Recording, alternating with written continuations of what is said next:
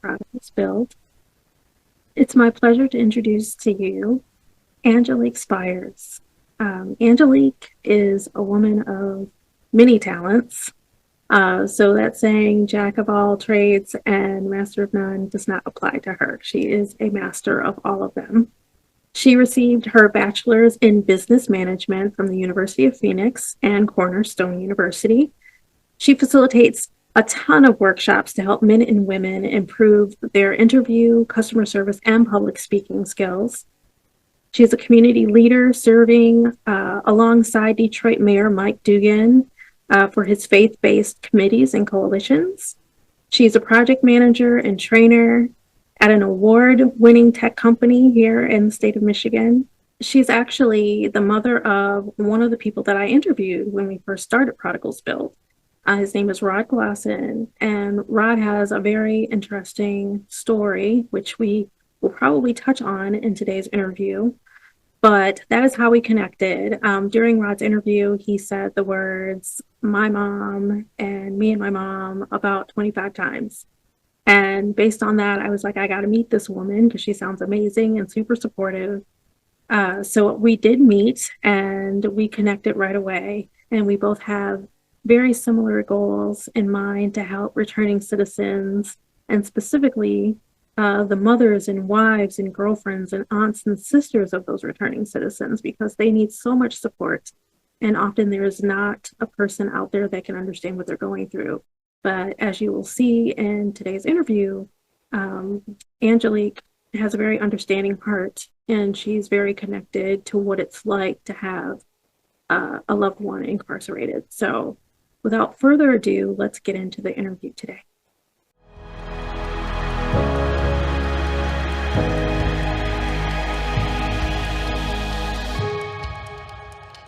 Where you play such an important role as our women's group leader. So we're so happy. Thank you. Thank you. I'm so glad to be here. I feel so honored actually to be a part of the Prodigal Sons Academy team. Yeah, well, we're so happy to have you. So tell us just a little bit more about you. I've given an intro, I've shared a lot about you, but that's just the tip of the iceberg with everything that you do. I didn't even talk about your awards, just all of your speaking engagement. I mean, people are looking to you as an expert in public speaking. They're looking to you as an expert in customer service. They're looking to you as an expert in community involvement because you do a lot in your community as well. I So do you do. want to just touch on just highlight some of the things that you're doing right now? Well, I actually just love helping people. That's just who I am. I will actually go out of my way to help somebody else be better. So, in the community, one of the things that we've done for years, our church was located on West Warren and Livernois area. So, it was a part of the city where people needed resources, they needed help, and outside of coming to church on Sundays, they had daily needs that they needed. I also found that some people that couldn't get a job, and there were jobs out there, but they couldn't get through the interview. If you can't get through the interview, you can't get the job.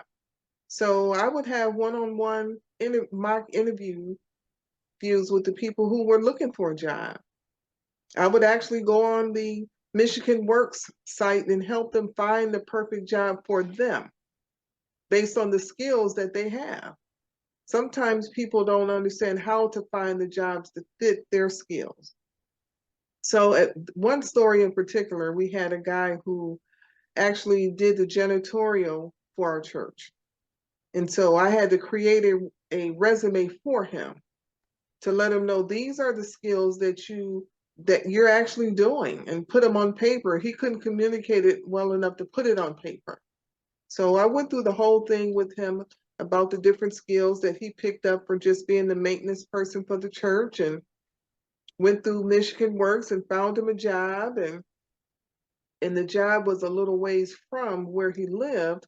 I couldn't afford to buy him a car. Bought him a bike and he was able to get to work on his bike. He loved it. Hi, I know that you're enjoying the podcast so far, and thank you for tuning in. I wanted to take a moment to introduce myself. My name is Kimberly Johnson. I am your host and CEO of Prodigal Sons Academy, where we help men become financially independent after incarceration. We also provide services for their greatest supporters, their mothers, wives, aunts, girlfriends, and sisters. So thank you so much for tuning in. If you want to learn more about us, you can visit our website at prodigalsonsacademy.com. Please like, share, and subscribe, and share this video with someone who needs encouragement and inspiration. Now back to the podcast.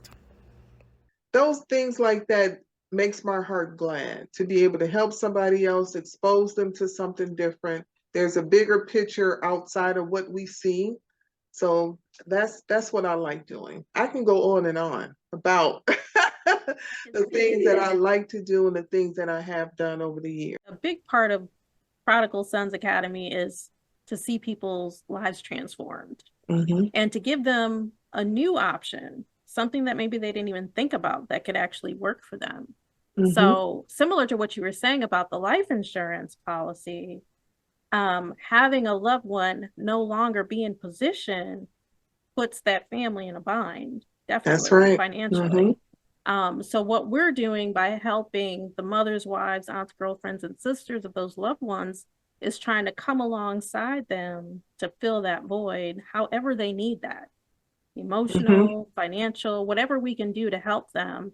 And so that's kind of what I wanted to talk about today. So today, people, Prodigal Sons Academy, we are going to be doing this podcast in two parts because there's so much that Angelique is bringing to the company that we just thought it would be best to talk to you specifically about what you're going to do with the women's group, and then do a separate episode to talk about the public speaking that you do, which is so important as well. So today, let's just focus on the women's group and kind of what you envision. We've talked a little bit about what we want to do with the group, and starting this in March of 2023 is the goal. But we're doing open enrollment like now. If anyone's interested, we'll make sure that we have links down below in the description so that you guys can get signed up. But so just talk to us a little bit about why this group resonates with you specifically, why you feel like you would be the perfect person to lead our women's group. This opportunity is something that I would have never thought that I would have been in this predicament to even be able to encourage someone else. My own son, at 21 years old, was arrested for armed robbery, for being at the scene of a crime that he didn't commit, but he was there. My only son that God gave me, at 21 years old, he had actually just turned 21 that same week. So he hadn't even had a chance to experience a lot of things a 21-year-old would. So it devastated me. It really did. I couldn't eat. I couldn't sleep. My family members couldn't understand why I was so devastated. But this was my only child. It felt like someone had just ripped my heart out. I couldn't even focus enough to go to work for almost 4 or 5 months, if I can remember. I lost so much weight that my family thought I was actually on drugs because I was really thin. And that's because I wasn't eating. I didn't have an appetite to eat. I wasn't a smoker and I wasn't a drinker. So my way of really getting through the pain was just praying and just asking God to help me. That's all I can do, because those of us that believe that smoking and drinking is a sin, then the only thing we had left was God and to pray. So for 6 years, I was asked to go to see a psychiatrist because in order for me to be off work, I had to see a psychiatrist. Psychiatrist put me on medication for severe depression and also sleeping pills because I couldn't sleep at night. I was just really worried. I saw a movie when I was younger called Shawshank Redemption. That movie scared me to death. And I had never been to a prison or jail in my life, never. So I thought that he was going into Shawshank Redemption Facility, because that's all I knew. So I was terrified that he wouldn't survive. He was thin, and so the guards would give him double food because they said, you need to get yourself together, young man. You're going to prison for 6 years. So they gave him double food to put weight on his body to be able to stand being in prison. So all of that, and when I finally went to visit him, I felt so violated. I didn't know what to do because I have never visited anybody in prison. So when just going there and seeing all of the other families there and the devastation on their faces about preparing to see their loved ones and being patted down, I felt so violated to be patted down and taking off my shoes, and just the whole thing of it actually makes me cry now, because even though that's been 17 years,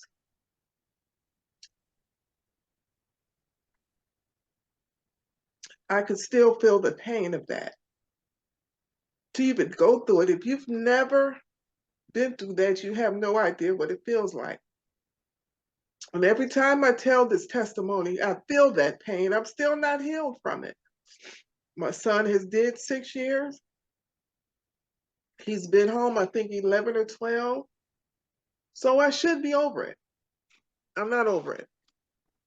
The pain is still there. So I feel like, and I didn't have anybody who understood what I was going through. My parents didn't understand. They couldn't help me. My husband did everything he could. He prayed with me. My sisters, I didn't want to talk to them because they couldn't understand why I was so devastated by this and how I couldn't get over it, but I couldn't. So he did the 6 years, and I know what it's like to celebrate the holidays or not celebrate them when everybody else's family members are there and yours is not. So my job, and I find it an honor to be able to be a part of this academy, to be able to help another woman get through it, because you have to live. When it was time for me to go back to work, I had lost so much weight that I didn't even have clothes to wear to work. My best friend had to go in her closet to give me money or give me clothes because I had spent all my money on an attorney to try to, keep my son from going to prison. So I didn't have money to buy clothes. A whole new wardrobe. If you buy a couple of pair of pants, but to buy a whole new wardrobe, she gave me clothes to wear, to return to work. So however way I could be helpful to somebody else.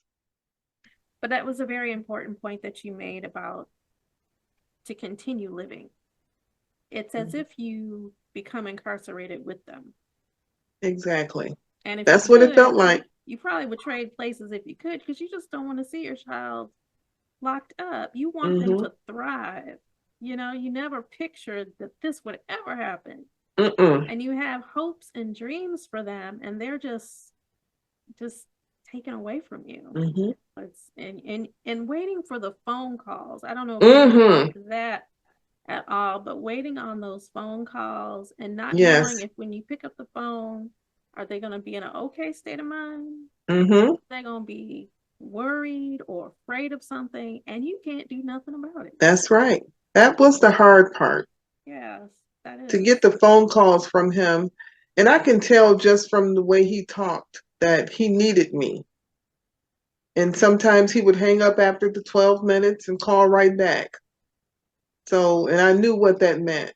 He never talked about the problems he had there, never. Because he knew as a mother I couldn't take it. I wouldn't have made it if he would have actually told me what he was going through, but he didn't. So when I spoke to him, I tried to encourage him as much as possible. Try not to cry because I didn't want him to feel the pain of me crying.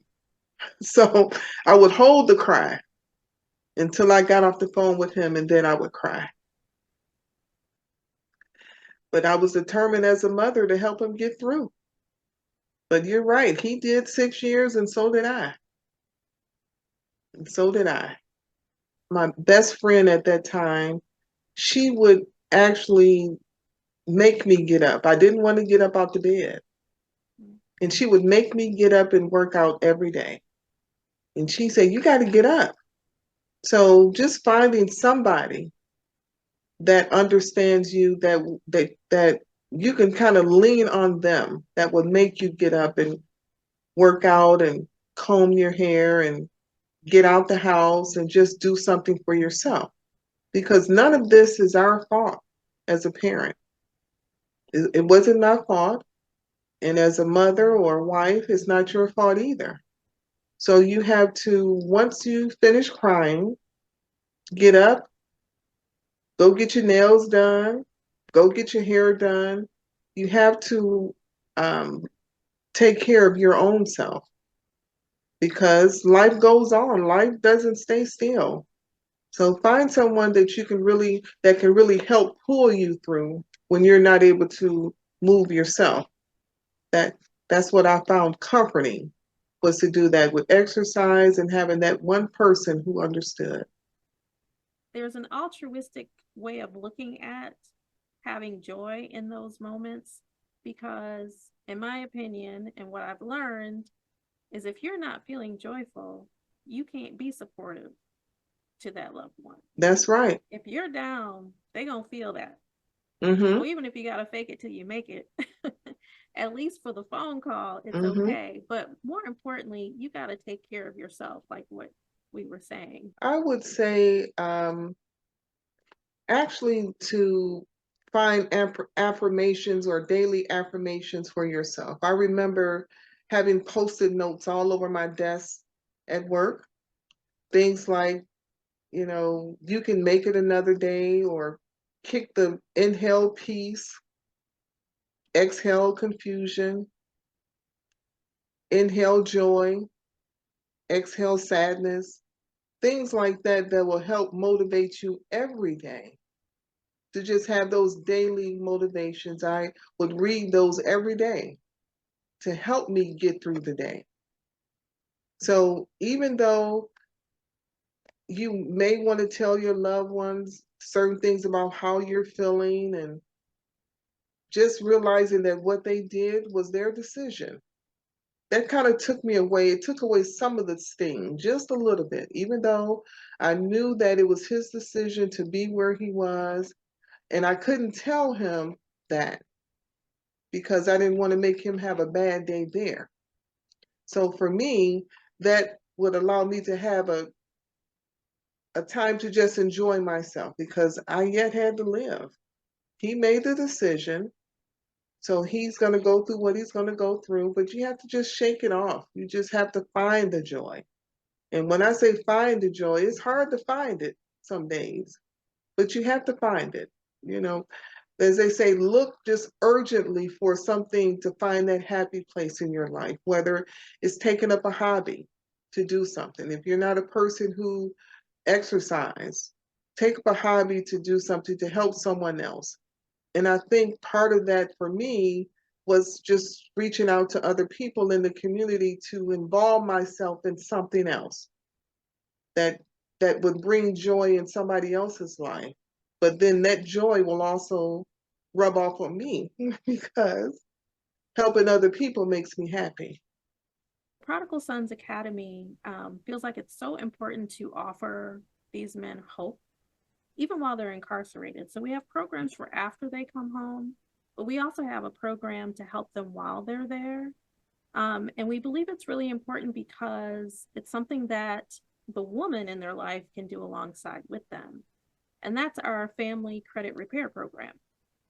And really, it's a matter of the two of them coming together in agreement and trying to get him established for when he does come home. So basically, while he's there, the two of them will build up his credit. You know, she might do different things on his behalf while he's locked away. But when he comes out, he's got this amazing credit score so that unlike other men when they come home, they struggle to get loans, to get a car, to get housing. But when he comes home, he's got this great credit score where he can pretty much be very independent. Once he gets employment or he starts getting a way of making income, there's really no stopping him, because credit, believe it or not, is how we get around in the world. It's not about cash sometimes. It's really about your credit score. So that to me is just one way that we can offer hope so that he has something to come home to. Can you think of any other things that we can do to help the woman help him, just to keep him encouraged while he's there? Was there anything that you offered Rod while he was incarcerated that kept him uplifted? One of the things that he was really concerned about was how would he be able to obtain a job once he got home? Because as a felon, that's one of the questions on an application. Are you a felon? And most people didn't want to hire felons. So he was determined to have the skills necessary himself, that when he got out, that he wasn't going to work for anybody. So he wrote a couple of books while he was in prison. He found that that would be a way to bring him income, because I remember saying that, okay, what are you going to do all day? You can't just sit around and do nothing for 6 years. Do they have a school there? Or is there ways for you to educate yourself? So he listened to me. I don't think that particular facility he was in had a school, but he started reading. He read all kinds of good books to help him. Certain books that they would allow him to order, or I would order books for him and have them sent to him. So he was able to feed his own mind. The conversations I had with him, I spoke with him every day that they would allow me to speak with him. I made sure that he had enough money on his books to speak to me. So I was able to plant seeds of happiness and joy, and there is a future for you when you come home. So he started educating himself. He wrote a couple of books. He had a whole plan of what he wanted to do when he came home. His number one goal was he would not be a statistic, and he was not going back to prison. And so when he came home, he said, the guys that was there with me said, we are depending on you not to come back. You not coming back gives us hope that when we get out, we won't come back. So he had a plan, and he stuck to the plan. He did find that it was hard for him to get a job here. When he came home, there really wasn't any programs available to really help him to re-enter. And so he started building his own circle of people, new people that he met, and relying on the goals that he set for himself, what he needed to prepare himself to have his own job. And to this day, he doesn't work for anyone. He works for himself. But he has Dr. Miles Monroe, the late Dr. Miles Monroe. I went to a seminar of his when I was younger that talked about having 7 streams of income. So if you're a person that doesn't want to work for somebody else, then you need to start looking at all the skills that you have. And that's what he did. I encouraged him to write them all down. And so each one of those are a revenue of money for you to support yourself. And so those of you that still have loved ones in prison, encourage them to look at the skills that they have and how can they turn those around and make money for themselves, even in prison. The book that my son wrote in prison, he sent it to me on pieces of paper. I'm not going to cry again, Lord. But he sent them to me on paper, scratch. I had to piece it all together when he sent it to me and translate it and type it out and format it. And his first book written, When Blood Becomes Thicker Than Water. It was a book that I wrote based on what he wrote and published and everything, and had it on Amazon. And when it was published on Amazon, I ordered the book for him and sent it to him in prison. So who makes money in prison? Sherrad. He did. He was making money in prison off of a book that he wrote in prison. It's funny now when we look back on it, but he did. He put in the work, and I put in the work to get it done. It may not have been perfect, but it was published, and he was making money. That's why you're with Prodigal Sons Academy. Because we know that mothers know how to get stuff done. That's right. And just the idea that you had him sit and make that list of what can I do? Mm-hmm. And in fact, what can I do now here in this place, right? Mm-hmm. To make money. Just your approach to keep him strong and how you did that. I mean, that's why you're part of Prodigal Sons Academy, just because your mindset is so in alignment with how we want our men to succeed and giving them a plan while they're in there Mm-hmm. and helping them be successful by the time that they get out. I mean, it's just all in alignment, and I just love it. And I think that what you're going to bring to these women is the way that you approach things, because I think we can get into a state of mind like, oh, you know, when he gets out, he's not going to be able to find a job, and they're just going to focus on job.